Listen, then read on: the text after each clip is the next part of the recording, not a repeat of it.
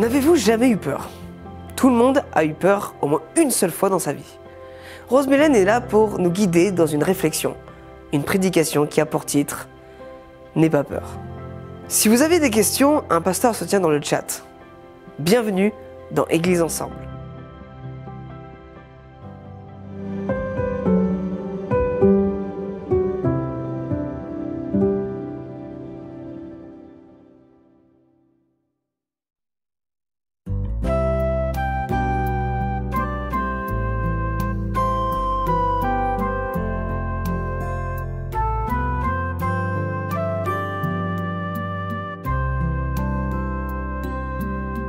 Nous voulons vivre l'unité, rester ensemble à chaque instant,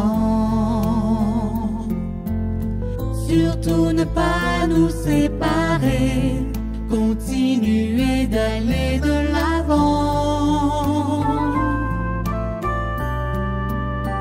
Nous voulons te rester fidèles.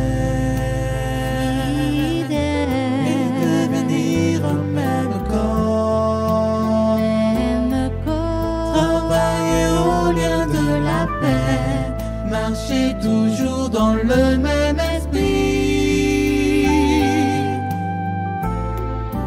tous ensemble, nous partageons l'amour du Seigneur, l'adoration du Sauveur, tous ensemble, nous accueillons l'Esprit du Seigneur, l'unité du Créateur. Reconnaissons nos différends, en Dieu ils seront notre force. Oui, notre force. Nous allons partager ensemble, chercher encore le royaume de Dieu. Tous ensemble, nous partageons l'amour du Seigneur, l'adoration du Sauveur. Tous ensemble, nous accueillons l'Esprit du Seigneur, l'unité du Créateur. Tous ensemble, nous partageons l'amour du Seigneur, l'adoration du Sauveur. Tous ensemble, nous accueillons l'Esprit du Seigneur, l'unité du Créateur.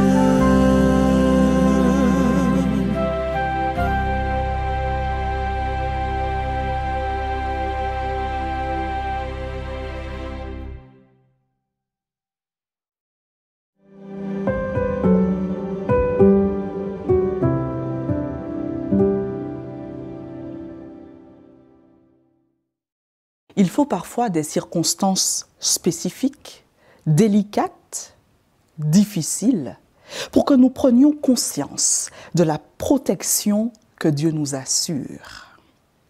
Aujourd'hui, je m'en vais m'entretenir avec vous au travers du psaume 34, le verset 8, qui dit ce qui suit.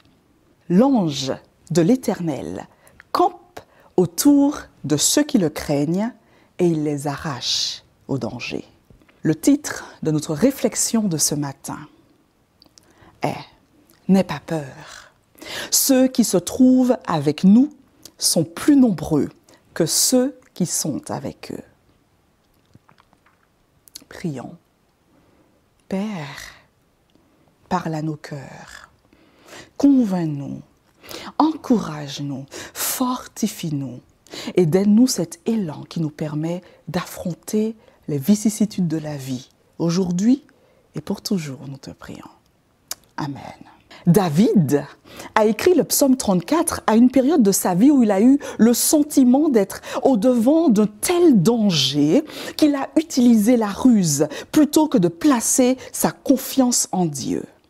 À cette époque, il fuyait son grand ennemi, le roi Saül, et sa situation semblait si désespérée qu'il a quitté son pays et s'est rendu dans la région côtière des Philistins pour demander asile à Achish, le roi de Gath. C'est à Gath que vivait Goliath, le champion philistin qu'il avait tué des années auparavant. Au demeurant, il ne s'y sentait pas plus en sécurité qu'en Israël, car l'histoire raconte qu'il a eu tellement peur d'Achish qu'il s'est fait passer pour fou en sa présence, faisant des marques insignifiantes sur les portes de la ville et laissant la salive couler le long de sa barbe. Ceux qui ont vu le film Intouchable savent de quoi je parle. Prenez le temps de lire cette histoire dans 1 Samuel 21, versets 10 à 15. David fut déçu de s'être comporté ainsi. Dès qu'il en eut l'occasion, il écrivit ce psaume. Sans autre, je vous propose de nous focaliser très brièvement sur le verset 8, élément après élément, afin d'en extraire les pépites. L'ange de l'Éternel campe autour de ceux qui le craignent et il les arrache au danger. L'ange de l'Éternel, qui est-ce? Si le texte biblique emploie le mot ange pour désigner un messager venu du ciel ou au service de l'humanité ou un être ayant un message à transmettre à d'autres êtres humains tels que lui, l'ajout de l'article défini le désigne un être unique, différent des autres anges. Dans plusieurs textes, l'ange de l'Éternel parle comme Dieu, s'identifie à lui et assume des responsabilités divines. À l'occasion de plusieurs de ces apparitions, ceux qui l'ont vu ont craint pour leur vie parce qu'ils avaient vu l'Éternel lui-même. L'ange de l'Éternel est identifié comme une forme préincarnée du Christ. L'expérience de Josué avec cet ange dans Josué 5, versets 13 à 15, nous en donne la confirmation. Alors qu'il inspecte notre Josué la ville de Jéricho, Josué se retrouve nez à nez avec l'ange de l'Éternel, le chef de l'armée du Seigneur. Celui-ci a l'épée dégainée à la main, prêt à intervenir. Le dialogue entre Josué et l'ange est impressionnant. Es-tu de notre côté ou du côté de nos ennemis? Ni l'un ni l'autre, répond l'homme. Je suis le chef de l'armée du Seigneur et je viens d'arriver. Le récit se poursuit avec un Josué qui se prosterne devant lui et lui dit « Je suis ton serviteur, que m'ordonnes-tu » Le chef de l'armée du Seigneur lui répond « Enlève les sandales, tes sandales, enlève tes sandales, car tu te trouves dans un endroit saint. » Il est donc clair que l'ange de l'Éternel est une théophanie, c'est-à-dire une apparition de Dieu sous une forme physique. C'est une révélation à la fois merveilleuse et intimidante. C'est celle d'un Dieu prêt au combat, prêt à secourir, prêt à défendre. Ce Dieu est Christ qui descend pour intervenir dans la vie de ses enfants. Campe, le verbe campe est le deuxième mot que je vous invite à considérer. Il se définit de 3 manières différentes dans le texte biblique avec la notion de mouvement. Planter sa tente, par exemple, sur un terrain, camper en est la première. C'est l'idée de faire un camp militaire à proximité d'un ennemi en prélude à la guerre ou à la bataille, ou camper en protection. La deuxième définition de ce mot, c'est demeurer, habiter, en lien bien sûr avec la notion de s'établir pour camper dans un endroit particulier pour les personnes nomades, par exemple. Et puis la troisième est interpellante et m'intéresse tout particulièrement. Elle signifie décliner, incliner, se pencher. Elle prend l'idée du jour qui s'achève, le soleil qui décline ou de la tête qui s'incline vers. Ce verbe camper est majoritairement utilisé pour les armées. Josué 4, verset 19 par exemple. Il est employé pour désigner le campement du Seigneur auprès de son peuple et de son temple pour les protéger. Observons la déclaration de Dieu à son peuple dans Zacharie 9, verset 8. « Je monterai la garde autour de mon pays pour le défendre contre les armées qui passent. Personne ne viendra plus opprimer mon peuple, car maintenant j'ai posé mon regard sur lui. » Dieu, mon Dieu, notre Dieu, monte la garde et protège celui sur qui il pose un regard bienveillant. Et puis on poursuit notre étude. Autour. Que dire du mot autour? Il a pour particulier ce mot de ne pas être statique, c'est certain. C'est un nom qui désigne un mouvement circulaire avec la connotation d'environner, de tourner autour en allant de tous les côtés.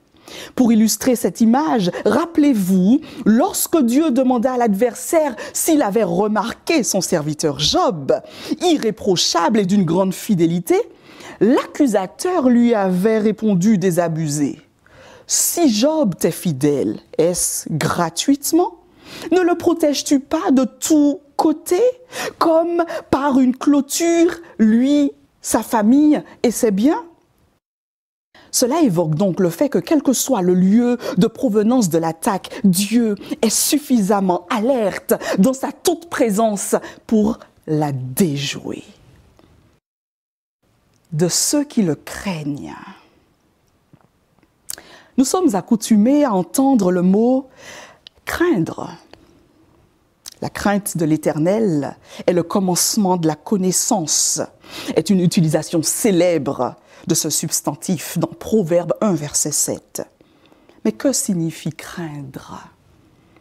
Craindre, c'est respecter, révérer, avoir peur, être impressionné par autrui.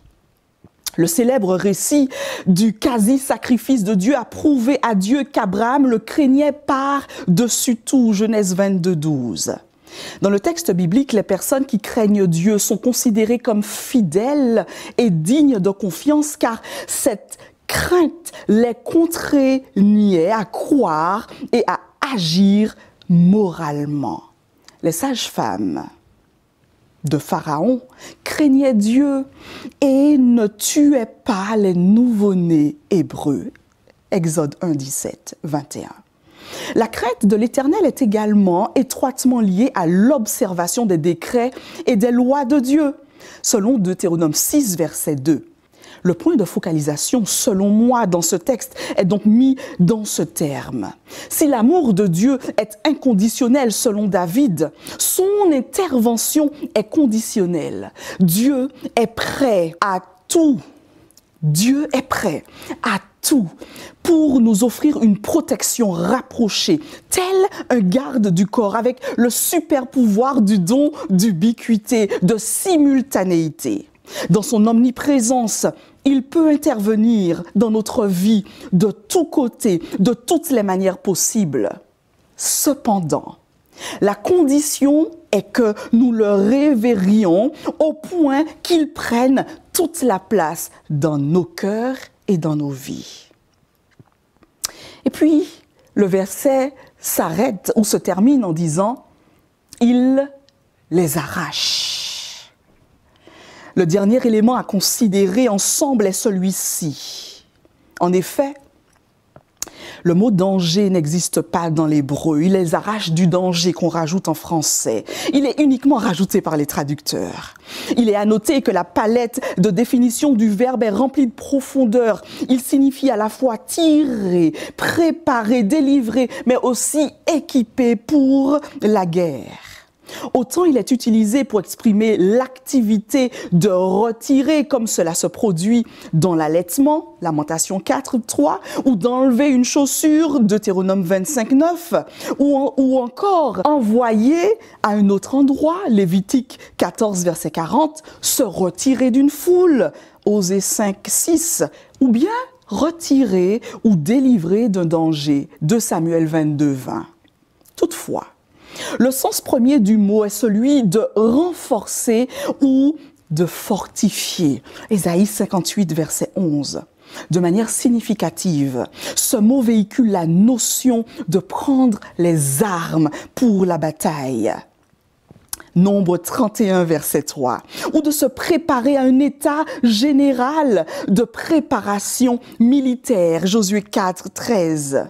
Dieu équipe celui qui, lui, est fidèle et il le prépare spirituellement à faire face à tout danger.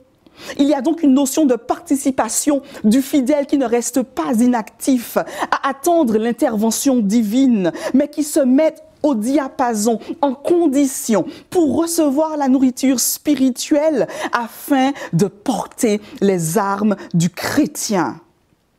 Si je devais paraphraser ce texte, je dirais ce qui suit. Christ, notre justice, descend pour installer son camp de protection aux allures militaires, telle une clôture autour de celui qui place en lui une totale confiance, fidélité et obéissance. Il le prépare lui-même au combat et lui donne l'armure nécessaire pour y faire face. Amen. L'histoire d'Élisée et de Géasi, l'une de mes préférées dans le texte biblique, illustre bien ce psaume 34, verset 8. Je pense à la délivrance par Dieu du prophète Élisée et de son serviteur décrite dans 2 Rois 6. Élisée et son serviteur se trouvaient à Dothan, selon l'histoire. Le roi de Syrie, Aram, avait envoyé son armée ou ses armées encercler la ville parce que Dieu avait révélé les plans militaires du roi à Élisée dans la nuit sur sa couche. Ce dernier les avait transmis fidèlement au roi d'Israël. Ainsi, les armées juives avaient pu éviter et déjouer les Araméens. Le roi d'Aram pensait que s'il parvenait à capturer Élisée, il pourrait mettre fin à cette fuite d'informations et commencer à gagner des batailles. Comme le raconte l'histoire, les armées araméennes ont encerclé Dothan pendant la nuit, de sorte qu'elles étaient là le matin lorsque le serviteur d'Élisée sortit de la ville pour aller puiser de l'eau pour son maître. Je le vois et je l'imagine remarquer soudain les armées brillantes de l'ennemi et se frotter les yeux en signe d'incrédulité, puis revenir en hâte à l'intérieur des murs de la ville pour dire tout effrayé à Élisée: « Maître, malheur, oh non Seigneur, qu'allons-nous faire ?» Au verset 15 de 2 Rois 6. Ne crains rien, n'aie pas peur, répond Élisée. Ceux qui sont avec nous sont plus nombreux que ceux qui sont avec eux. Puis, il a prié pour que Dieu ouvre les yeux du jeune homme. Et quand Dieu l'a fait, il regarda et vit les collines pleines de chevaux et de chars de feu tout autour d'Élisée. Verset 17. Toi qui m'écoutes en ce matin, tu l'auras compris. Le secret de la protection divine est véritable. Seulement, pour l'obtenir, il s'agit de demeurer activement fidèle à notre Dieu. Tu as choisi à un moment de cheminer avec ce Dieu. Et peut-être que la vie, parfois, t'intimide, peut-être que les circonstances t'acculent, peut-être que tu vis des moments difficiles et tu te dis « mais je suis environné de toutes parts, je n'ai où donner de la tête. Seigneur, viens à mon secours, j'ai le sentiment que tu n'interviens pas en ma faveur. » Mon conseil, le conseil du psalmiste en ce matin, c'est de te rappeler en mémoire combien l'ange de l'Éternel campe et n'abandonne pas ceux qui placent leur confiance en Dieu. Alors, peut-être tu te dis que tu dois attendre avec impatience que Dieu intervienne. Mais le psalmiste te dit aujourd'hui que ton attente doit être active. Dieu se porte garant de ta protection et de ta sécurité. Mais il te demande ta propre contribution. Et alors que je vais terminer ce partage, Je t'invite à considérer avec moi le texte d'Éphésiens 6, versets 13 à 17, dans lequel Paul a bien compris la situation dans laquelle nous nous trouvons, en parlant de guerre, d'armure, en parlant de conflit, en parlant de combat, non contre la chair et le sang, mais contre des êtres mauvais dans les lieux célestes. Il va dire donc, prends toutes les armes de Dieu mises à ta disposition si tu veux vaincre. Le casque du salut. C'est la conviction du salut qui protège ma conscience contre les fausses doctrines, les tentations du diable, la séduction de ce monde. Le bouclier de la foi, qui est la foi de Jésus, celle qui me fait rester fidèle même lorsque mes yeux d'être humain ne le voient pas agir. La ceinture de la vérité qui soutient les reins de ma volonté, qui protège mes organes vitaux du soldat que je suis et me rend ferme et inébranlable. La cuirasse de la justice, nous dit Paul, celle qui me protège d'être enflammé de l'ennemi, qui le fait reculer, mais surtout qui me permet de devenir intègre, droit et juste dans mon sentier. Et puis, les chaussures du zèle, cette passion pour la vérité qui me presse, qui me pousse à ne pas être dans l'indolence, dans l'indifférence, mais plutôt dans l'action, pour transmettre à celui qui est après moi, à côté de moi, pour transmettre à celui qui est à mes côtés cette bonne nouvelle du salut. Et puis finalement, l'épée de l'esprit. L'épée de la vérité, l'épée de la parole de Dieu, cet Esprit Saint capable de séparer le vrai du faux, capable de convaincre de péché, de justice et de jugement, capable de me permettre d'asséner des coups fatals à l'ennemi. Alors, toi qui m'écoutes, étudie la parole avec passion. Nourris-toi d'elle au quotidien et laisse cette parole de Dieu faire son œuvre en toi. Et à ce moment-là, à cet égard, Dieu t'accordera comme à Élisée le discernement de voir que ceux qui sont avec toi sont plus puissants, plus nombreux, plus forts que ceux qui sont avec les autres. Que Dieu te bénisse. Amen.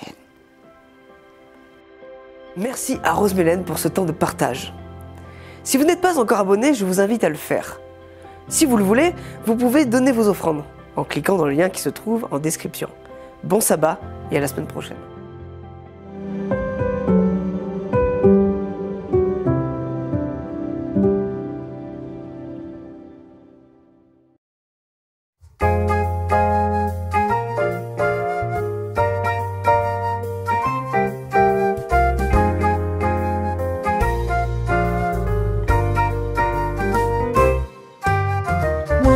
Je suis dans la joie quand on me dit allons, allons à la maison de l'Éternel. Moi, je suis dans la joie quand on me dit allons, allons à la maison de l'Éternel. Là sont réunis mes amis, tous les gens que j'aime, ceux qui me comprennent. C'est ici que je suis bien, c'est ici que je suis bien. Moi, je suis dans la joie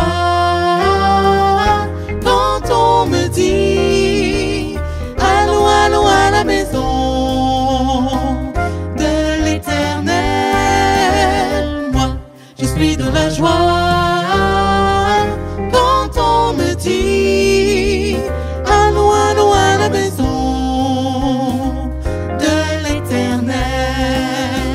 Là sont réunis mes frères et mes amis, tous les gens que j'aime, ceux qui me comprennent.